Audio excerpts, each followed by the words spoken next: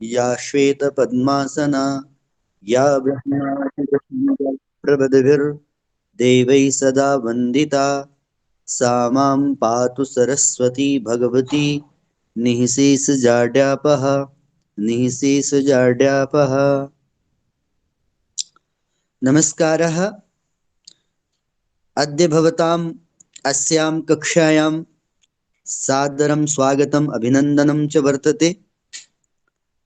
वयम् इदानीं राजनीतिसमुच्चयम् इति नामकस्य ग्रन्थस्य द्वितीय अध्यायस्य प्रथमश्लोकं पठिष्यामः। अस्मिन् श्लोके आचार्य चाणक्यः स्त्रीणां स्वभावविषये कथयति। वस्तुतः यत् किमपि कथयति अस्मिन् श्लोके तत्तु परिस्थित्यनुसारेण एतत् सर्वं परिवर्तितं दृश्यते। अतः अत्र स्त्रीणां स्वभावजाः दोषाः चाणक्येन निगदिताः।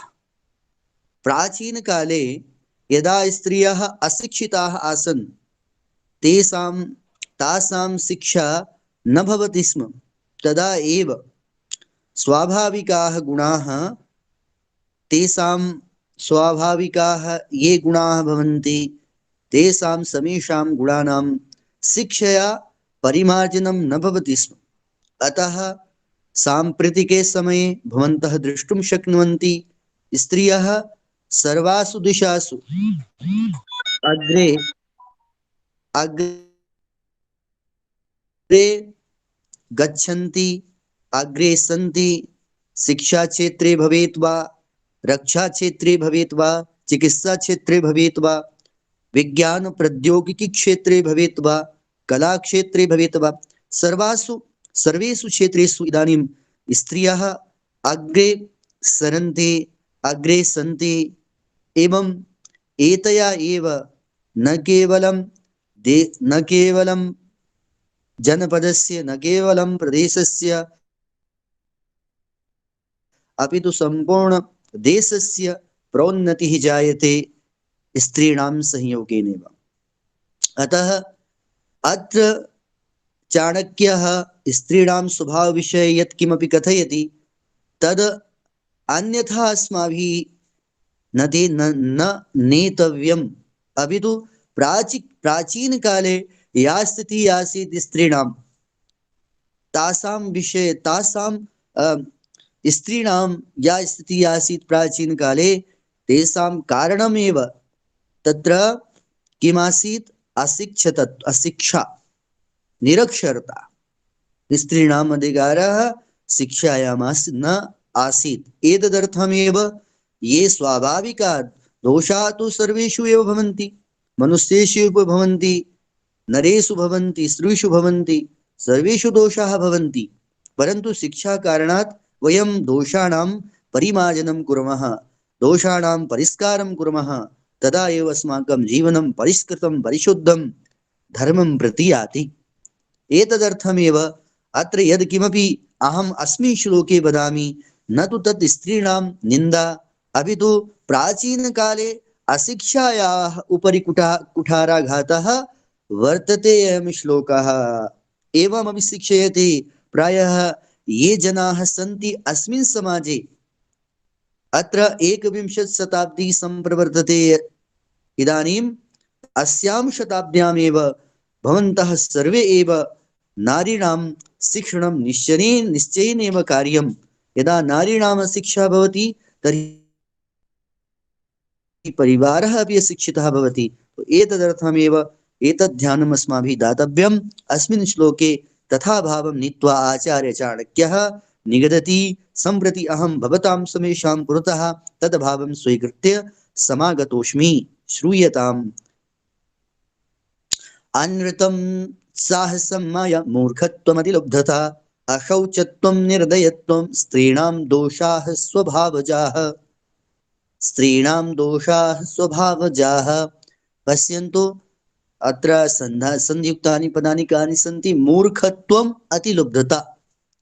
मूर्खत्वमतिलुब्धता, मूर्खत्वम अतिलुब्धता। पुनश्च एकमेव पदम अजीनं परेण संयोज्यम एतादृशः संधि वर्तते। पश्यन्तु इदानीं वयम् अस्य श्लोकस्य अन्वयं कुर्मः। अनृतं साहसं माया मूर्खत्वम् अतिलुब्धता असौचत्वं निर्दयत्वं स्त्रीणां स्वभावजाः दोषाः भवन्ति। अनृतं साहसं माया मूर्खत्वम् अतिलुब्धता असौचत्वं निर्दयत्वं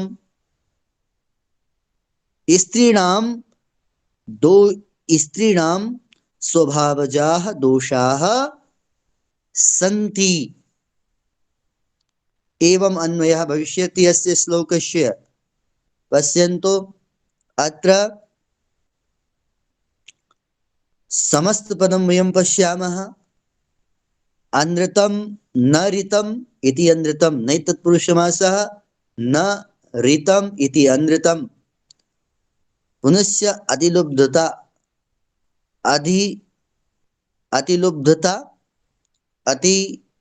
अतिक्रान्तः अतिक्रान्ता लुब्धता इति अतिलुब्धता। असौचत्वं न शौचत्वम् इति असौचत्वं। स्वभावतः स्वभावात् समुत्पन्नाः इति स्वभावजाः, स्वभावात् जायन्ते इति स्वभावजाः, स्वभावात् जायन्ते इति स्वभावजाः। एवं अस्माभिः समस्त पदानां स्थितिः अत्रैव द्रष्टुं शक्यते।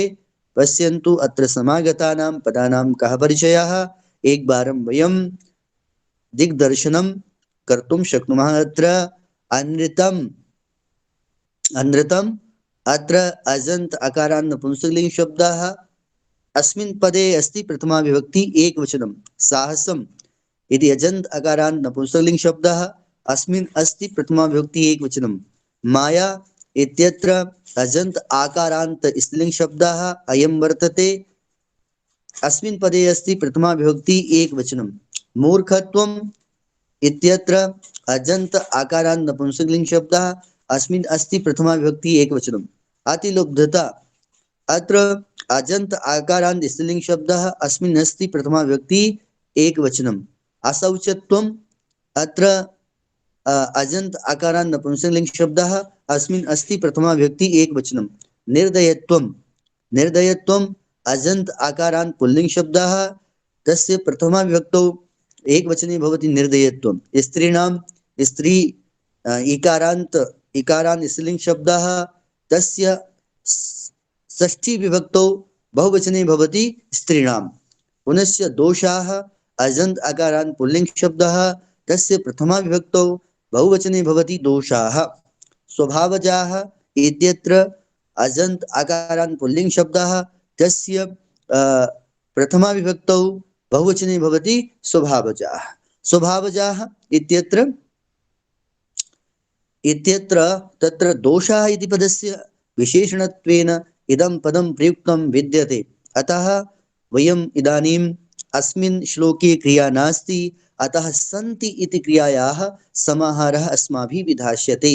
तर्हि अस्य अन्वयस्य सार्थकता भविष्यति। अन्वये कृते सति अर्थः सम्यक् रूपेण समायास्यति। अतः एवं अस्माभिः समागतानां पदानां परिचयं वयं स्वीकृतवन्तः। सम्प्रति वयम् एतस्य श्लोकस्य व्याख्याम् इदानीं कुर्मः। पश्यन्तु अनृतम् असत्यम्, अनृतम् असत्यम्, साहसं माया प्रपंचम, मूर्खत्वं माया प्रपंचत्वं, मूर्खत्वं अज्ञानता, अतिलुब्धता अतिलोभः, असौचत्वं अपवित्रत्वं, निर्दयत्वं दयारहितत्वं, स्त्रीणां कलत्राणां स्वभावजाः प्रकृतिजाः दोषाः सन्ति। एवमस्ति अस्य श्लोकस्य शाब्दिकी व्याख्या। इदानीं वयम् अस्य श्लोकस्य कः सरलार्थः अस्ति पश्यामः। स्त्रीणां प्रकृतिजाः दोषाः के सन्ति। अत्र आचार्य चाणक्यः बहु सरल भाषया सम्प्रति कथयति किम् अनृतम्, अर्थात स्त्रियः स्वभावेन एव असत्यं वदन्ति, अल्प स्वार्थेनैव असत्यमेव वदन्ति। अतः स्त्रीणां प्रथमः दोषः उक्तः आचार्य चाणक्येन अनृतम्, अर्थात स्त्रीणां स्वभावजेषु प्रकृतिजेषु दोषेषु प्रथमः दोषः विद्यते अनृतम्। अनृतम् इत्यस्य आशयः असत्यं स्त्रियः वदन्ति एवम् आशयः। पुनश्च साहसम् इत्यस्य अर्थः अस्ति बलमपेक्षया, बलस्य अपेक्षया अधिकं साहसं कुर्वन्ति स्त्रियः। अतः साहस इति पदस्य स्वीकृतिः कृता आचार्य चाणक्येन। साहसम् इत्यस्य आशयः बलस्य अपेक्षया, स्त्रीणां पार्श्वे यद् बलमस्ति तदपेक्षया साहसम् इतोपि प्रदर्शयन्ति ताः। अतः साहसम् इति तासां पार्श्वे दोषः। बलापेक्षया यः पुरुषः साहसं करोति तदुचितं साहसं, परन्तु बलापेक्षया यः अधिकं साहसं करोति कार्यं कर्तुं तर्हि सः तत्साहसम् अनुचितं दोषरूपेण तत्र भवति। माया, तत्र माया प्रपञ्चत्वं प्रदर्शयन्ति स्त्रियः। यथा पश्यन्तु, माया इत्यत्र आशयः भवति यद् किमपि सत्यं नास्ति, यद् किमपि कुर्वन्ति किमपि और लक्ष्यं किमपि भवति, तर्हि यत् किमपि करोति, यत् किमपि कुर्वन्ति स्त्रियः, तस्य लक्ष्यं भिन्नं, कार्यं भिन्नं, लक्ष्यं भिन्नं, उद्देश्यं भिन्नं भवति। अतः तन्माया अस्ति। अतः माया अपि यत्र मायाशालिन्यः भवन्ति स्त्रियः एवम् आशयः। मूर्खत्वम् अज्ञानता भवति। मूर्खत्वं किमुक्तम्? अद्यतनीनाः स्त्रियः किं मूर्खत्वं सन्दधति वा? न। यतोहि इदानीं तु शिक्षितः समाजः सञ्जातः। समाजे कन्याः स्त्रियः अपि शिक्षिताः सन्ति। तर्हि प्राचीनकाले स्त्रीणां शिक्षणव्यवस्था नासीत्।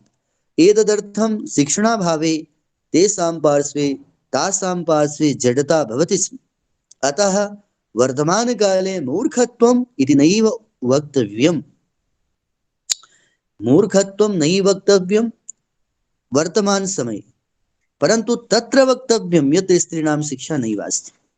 अतः मूर्खत्वम् इत्याशयः वर्तते यस्मिन् समाजे स्त्रीणां शिक्षणं, स्त्रीणां कृते शिक्षा न दीयते, तस्मिन् समाजे याः स्त्रियः सन्ति तासां पार्श्वे मूर्खत्वमेव भवति।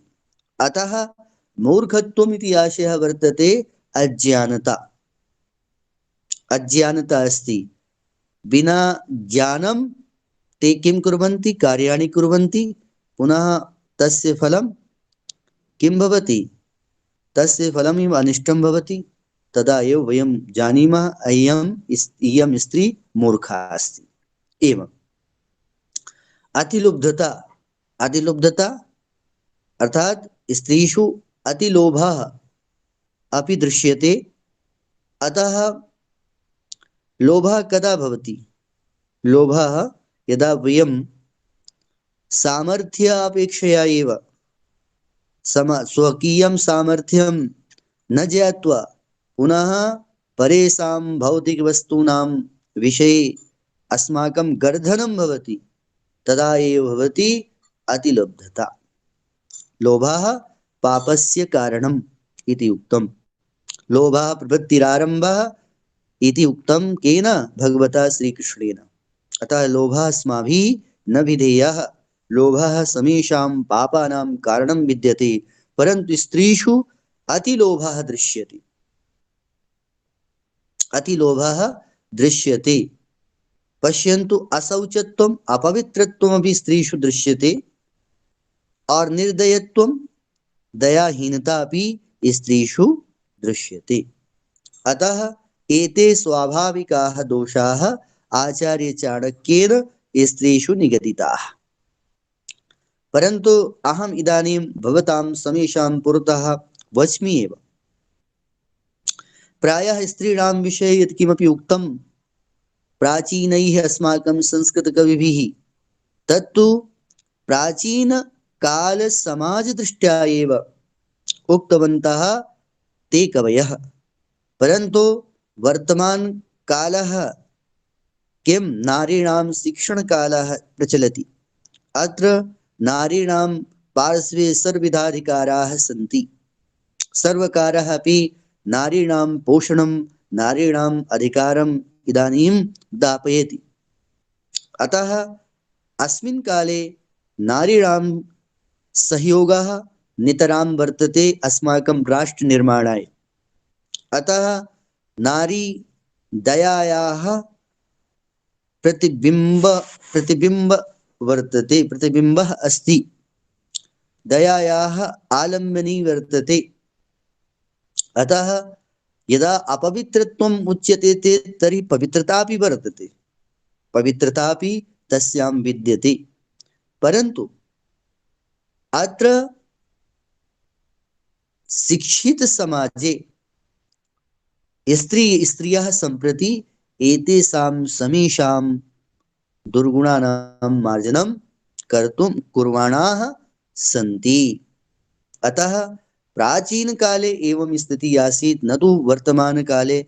वर्तमानकालेऽपि तस्मिन् समाजे अस्ति यस्मिन् समाजे स्त्रीणां शिक्षा नास्ति, स्त्रीणां शिक्षणं न भवति।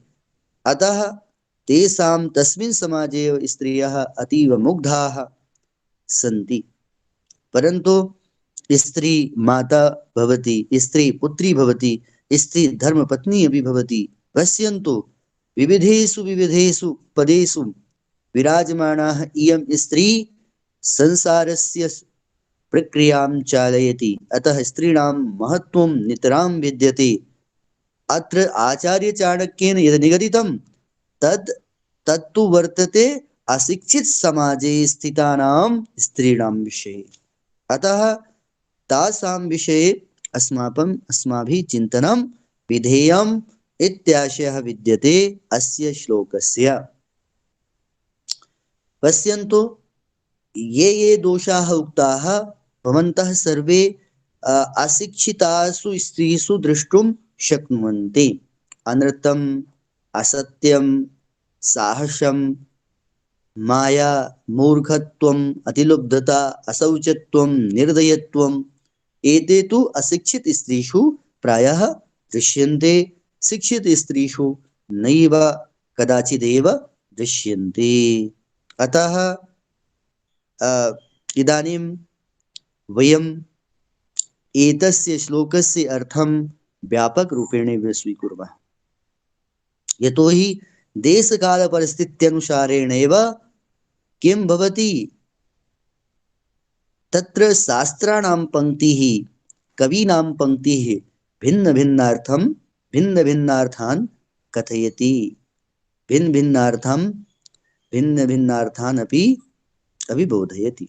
अतः तेषाम् अर्थः तादृशः अस्माभिः न स्वीकर्तव्यः। इदानीं हिंदी भाषायां वच्मि, भवन्तः शृण्वन्तु। अब ये आचार्य चाणक्य का बहुत ही सुंदर श्लोक, ये राजनीति समुच्चय के द्वितीय अध्याय का पहला श्लोक है, जिसमें स्त्रियों के स्वाभाविक गुणों की चर्चा आचार्य चाणक्य ने की है। आप जानते हैं, शास्त्रों की पंक्तियां, कवियों की पंक्तियां दूर दृष्टिगामिनी होती है। अतः इस श्लोक में भी आचार्य चाणक्य ने तत्कालीन परिस्थिति के अनुसार, जिस समय समाज में स्त्रियों को शिक्षा का अधिकार नहीं था, बाहर में निकलने नहीं दिया जाता था, स्त्रियां शिक्षित नहीं होती थी, जिस कारण से स्त्रियों में सामान्य व्यवहार की शिक्षा न होने के कारण और अनेक प्रकार की जागरूकता न होने के कारण उनमें जो स्वाभाविक दोष होते हैं, उन दोषों का परिमार्जन वो नहीं कर पाती थी, जिस कारण से परिमार्जन न करने के कारण वे दोष दिखाई पड़ते थे। लेकिन वर्तमान समाज में जो है, स्त्रियों को पूर्ण शिक्षा का अधिकार मिला हुआ है।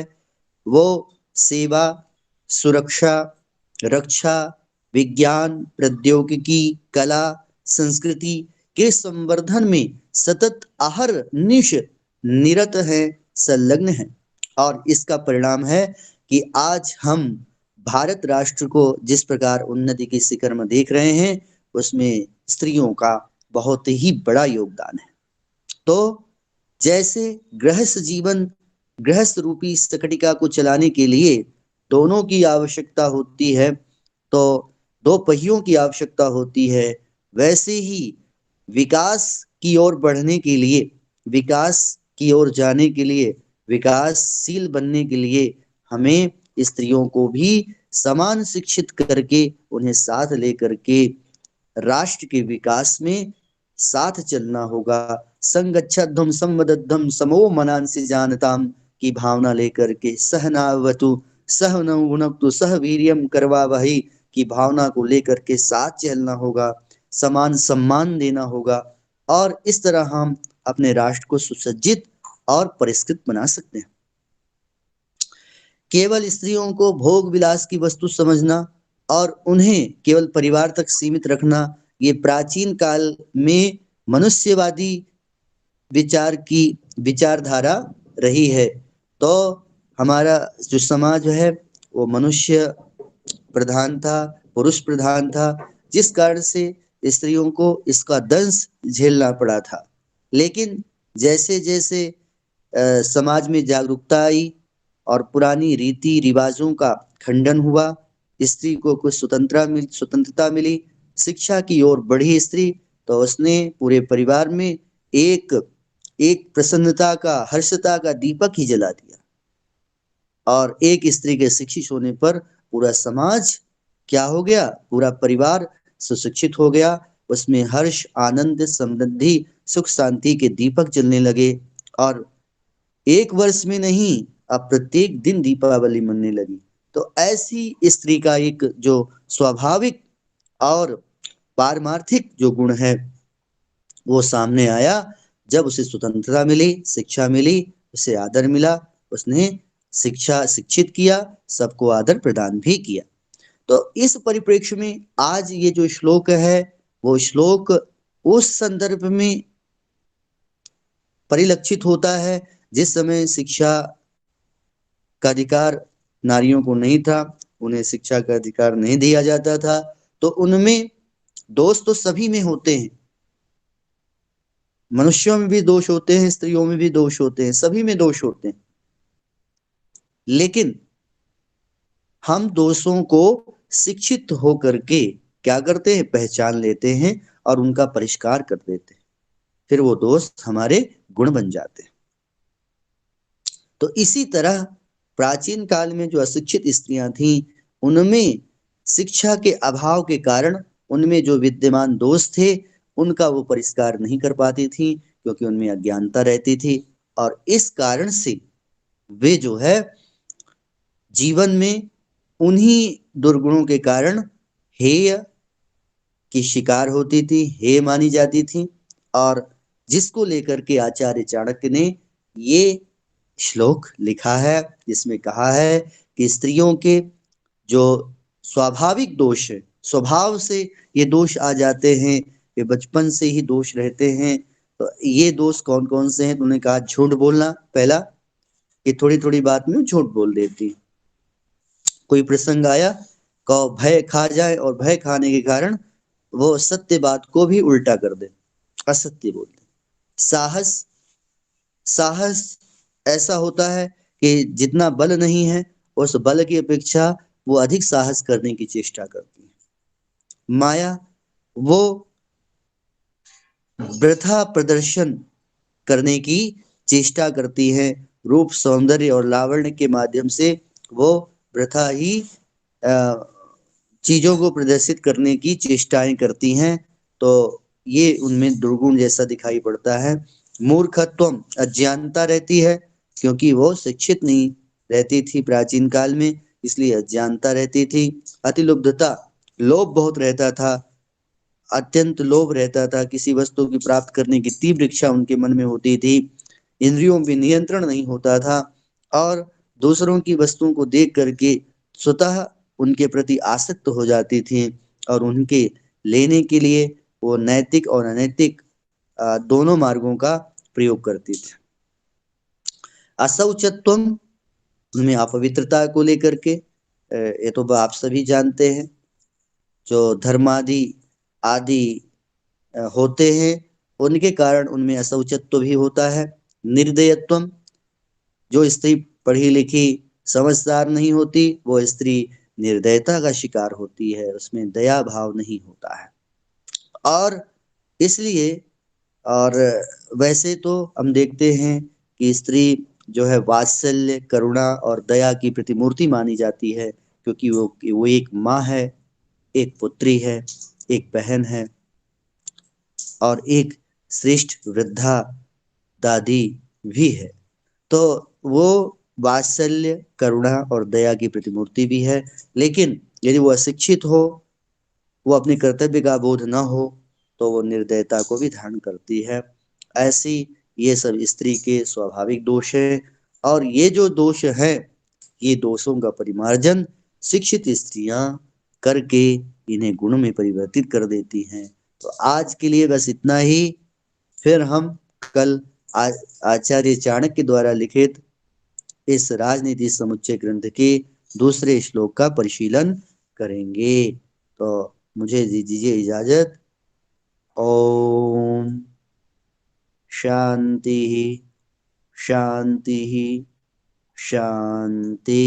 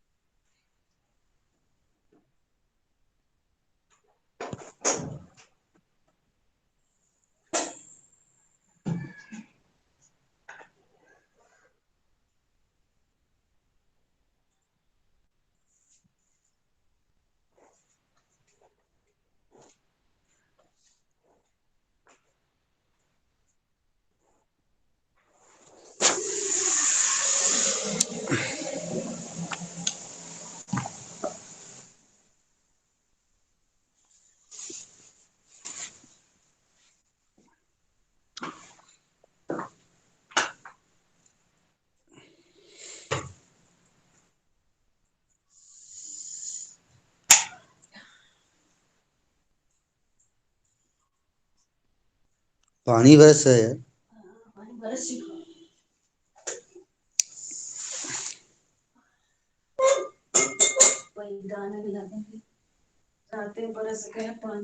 ये भी चल चल रहा है।